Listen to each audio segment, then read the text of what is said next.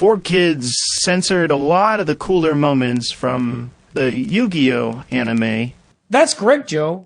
4Kids was notorious for altering dialogue, imagery, or anything they deemed too inappropriate for their target audience of 8 to 11-year-olds. One example that comes to mind is when Seto Kaiba, Yugi's arch-rival, stopped a gun with one of his duel monster cards. That's right. The card was Yakucheno no Megami, which in Japanese means Goddess of Reversal. It's a 1 tribute 1800 attack monster that's a light attribute fairy, and it was actually featured in Starter Dead Kaiba back in 2002. That name is so difficult to pronounce. There's a YouTuber that calls it Guacamole Mega Man. Most of the time I just call it that.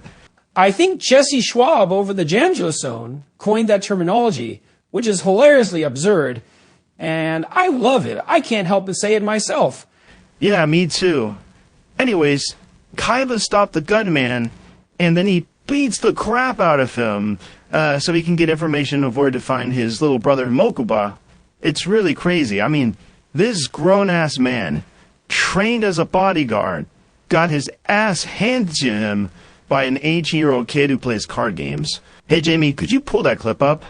The guard's name was Kimo in the 4Kids dub, and Saru Watari in the original Japanese version. Funny enough, Saru Watari actually means monkey bars.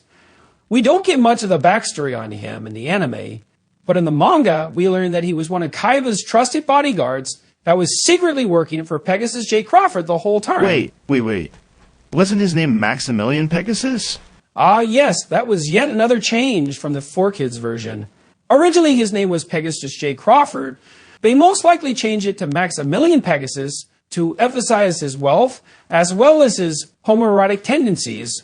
He's the classic tragic villain who, in a Faustian bargain, sells his soul to darkness in his pursuit of resurrecting his deceased wife, Cynthia. He hides his dark and layered past behind a goofy, ornate persona.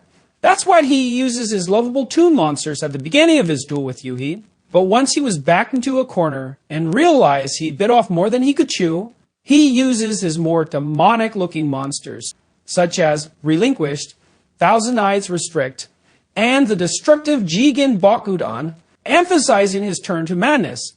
Of course, some of these deeper themes may have been lost in the US dub of the show, but Kazuki Takahashi's writing is so clever that the subtext is still present. That's why I love watching the original. I feel like it's a completely different experience. Of course, I still love the US version. That one will always be a part of me. I remember watching that during my Fear Factor days and making sure I tape recorded every single episode just so I wouldn't miss anything from that show. Absolutely. I always did make sure to do the very same thing. Although, if I ever missed an episode on Kids WB, I always could catch the replay when it was on Cartoon Network.